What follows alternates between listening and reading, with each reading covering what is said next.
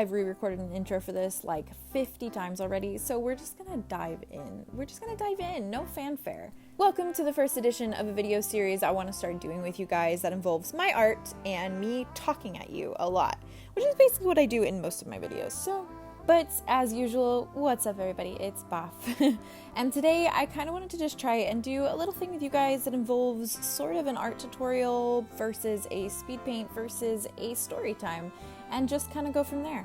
And of course this is for Halloween, so happy Halloween. I know that I'm a day late, but if people can put Christmas decorations up in October, I think that I can record a video for Halloween on November 1st. Thank you very much. So if you're here and you stay here, the drawing that I'm going to be drawing is of two original characters that Jaz and I have actually created together. Their names are Iden and Penelope, and I kind of wanted to just Halloweenify them to fit the season.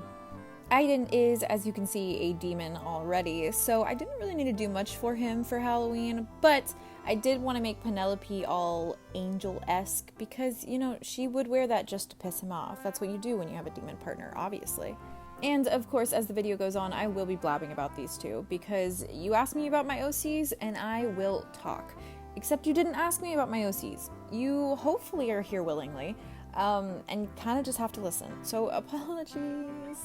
I do want to add that I used a reference from a user named Melon Soup's Patreon.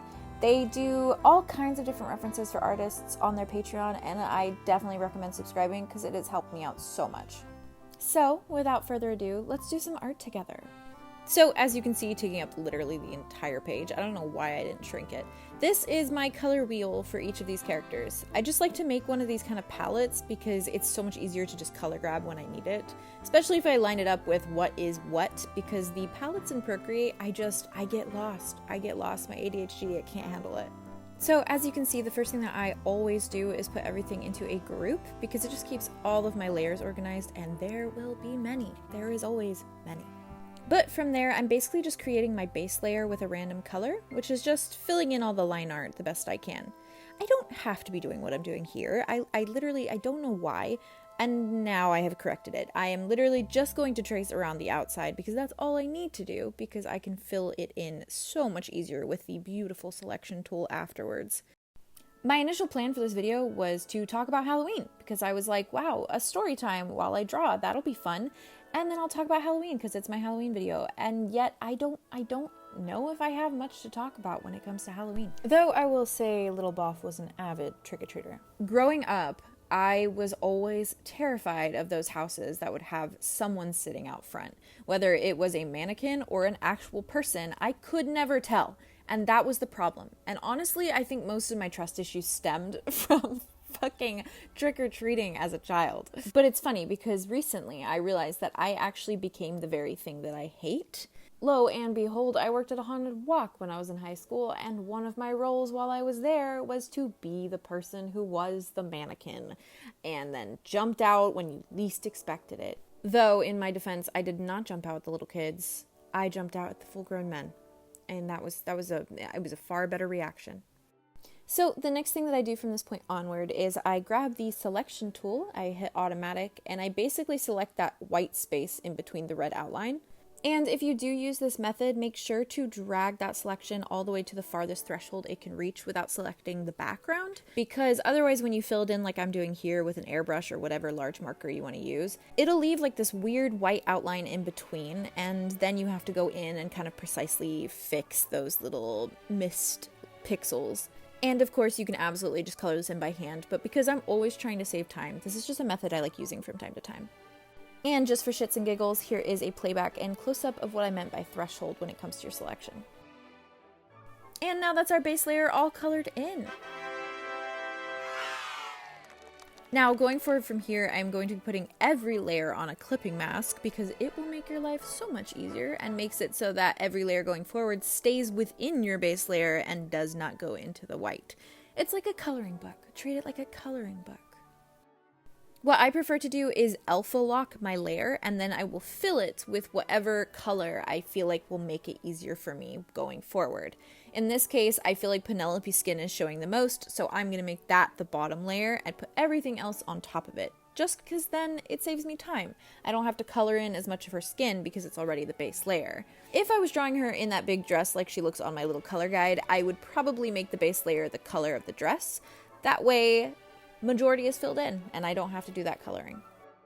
So I'm actually going to be starting her shading. So the brush that I use for this is one of Blue Satan's brushes.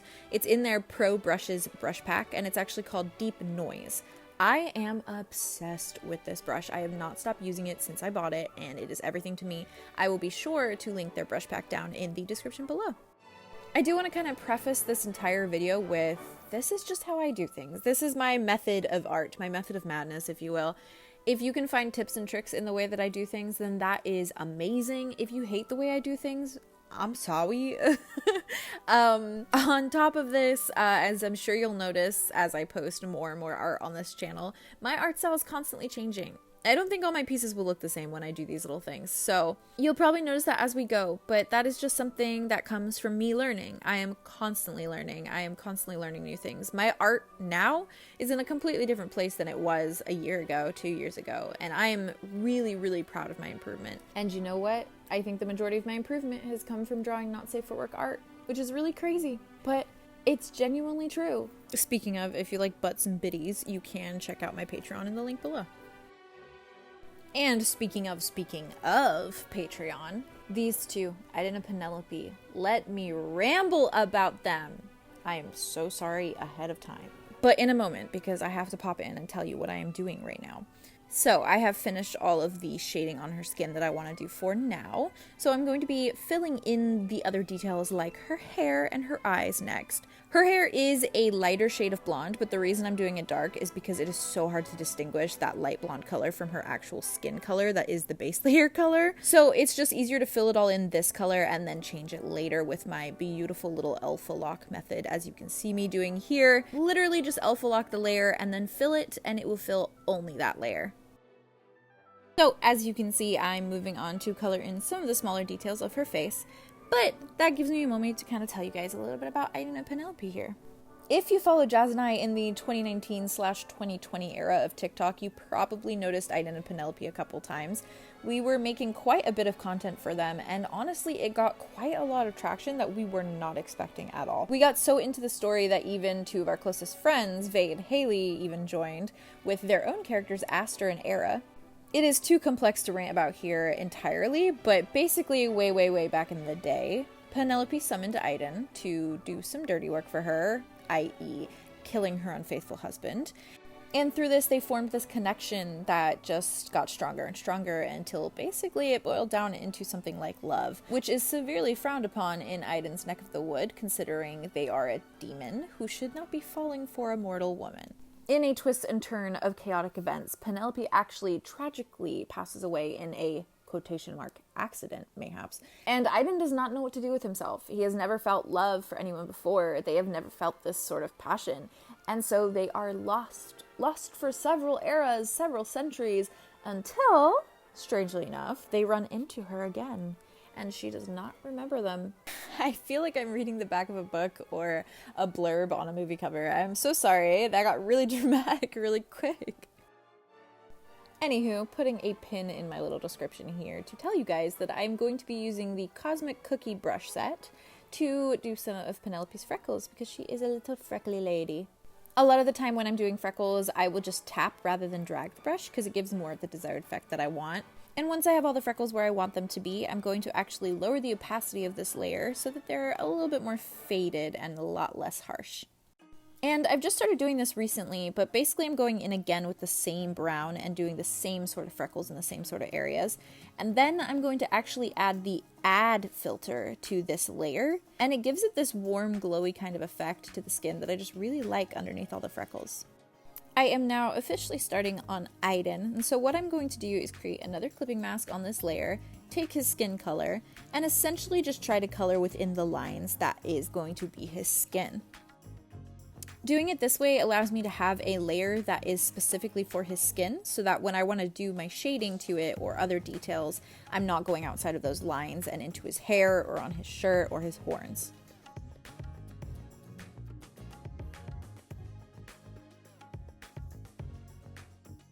So you're going to see me select this layer specifically, and once it's selected, I'm just going to add a new layer, clip mask that as well, and then I can start doing all those little details and not have to worry about going outside of the lines.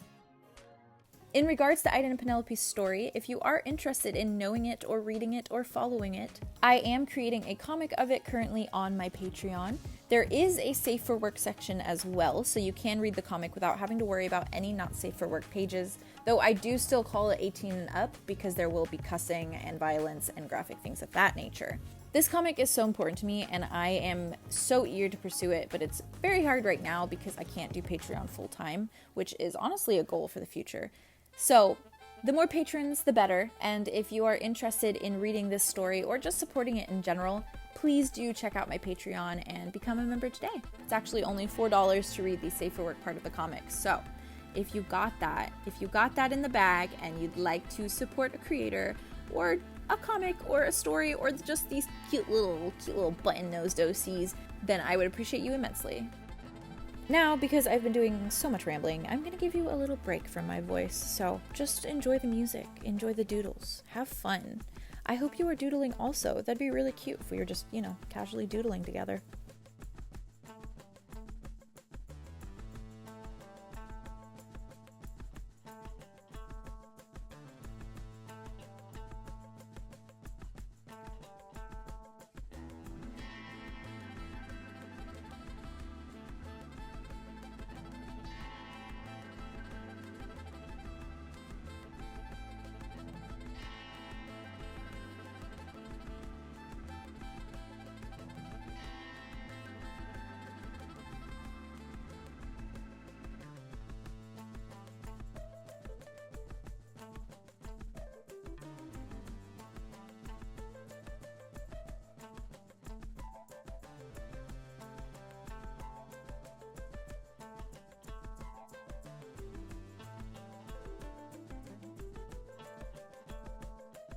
To just give some context to what I'm doing here, I'm actually using a texture brush to give Iden this weird little thing he's got going around his eyes.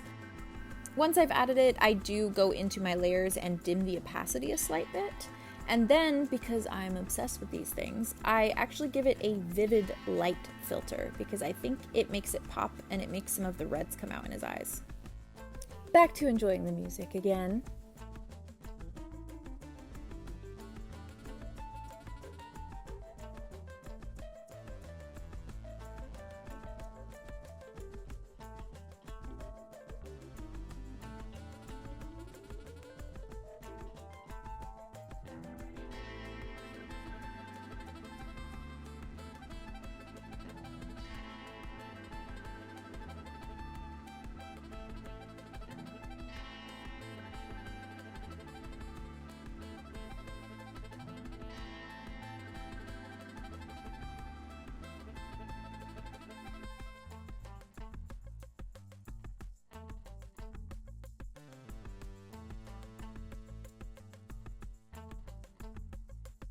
I do want to give some context to the fact that my entire line art is actually this like deep red color, and I turn it to black in like a split, right there before your eyes, it turns to black by doing this whole alpha lock thing once again. By using alpha lock and then fill layer again, you can change that entire layer to the color you want, and that is what I do with the line art. Some more context on the line art, I don't know why I like to do it in red. A lot of the time it's just a cozy color and it just feels right.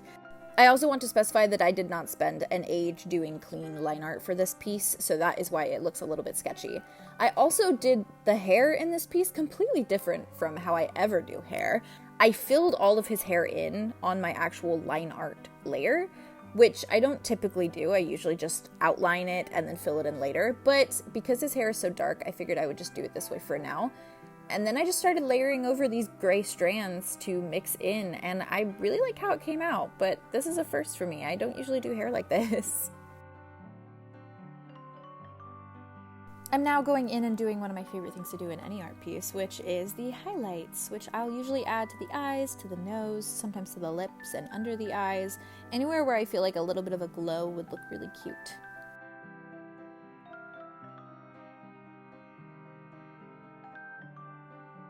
I also wanted to ask, out of sheer curiosity, do you guys like that the video was filmed this way? Do you prefer being able to look down and see everything I'm doing on the iPad like this?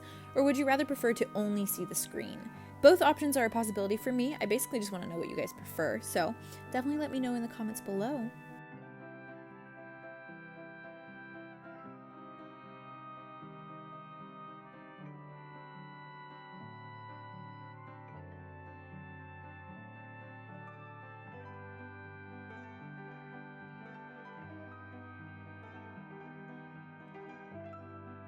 Now to work on shading, everyone's favorite thing to do. Basically, I select my base layer, and then I go to the very top of all of my countless fucking layers and make a new one above it all. And then I actually shade with a darker blue color.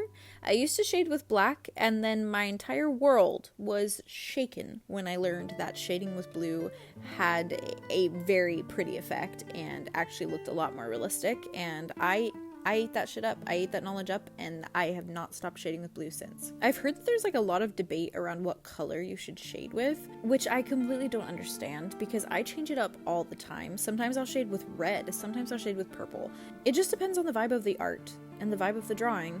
And I think if you want to shade with black, go for it. If you want to shade with red, go for it. If you want to shade with fucking green, go for it. Just do what makes you happy and what makes your art happy.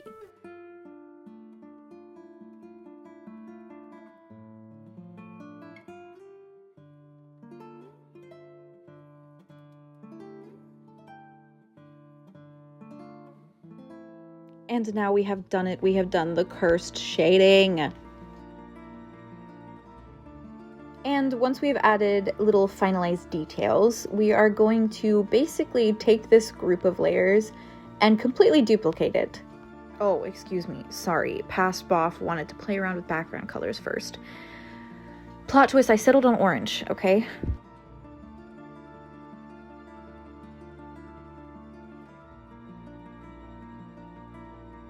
So now we are going to duplicate all of these layers. Or apparently we're not. Apparently we're fucking making the glowy halo. We're making the glowy halo. I'm literally forgetting everything right now. Live footage of me genuinely sitting here trying to record these voiceovers by watching my screen and totally forgetting that I did that before I did any of this other stuff that I just told you guys about.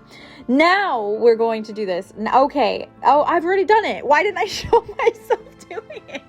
Alright, in summary, what I did here is I basically duplicated that group of layers, flattened it, made sure I had a duplicate in case I needed to change anything later, flattened it, chose a kind of dark blue color, and put it over the entire layer, turned down the opacity a little bit, and gave it a linear light filter.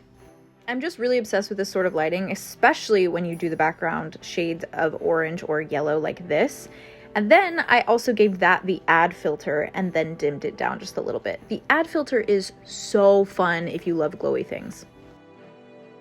And we did it. We created art. We created art! I hope this was a fun little video. Maybe you learned some tips and tricks, maybe you didn't, but either way, I do hope you did have fun. Don't forget to like, comment, and subscribe, and let me know what you thought about this video. It is the first of its kind, and I am eager to know what you guys think.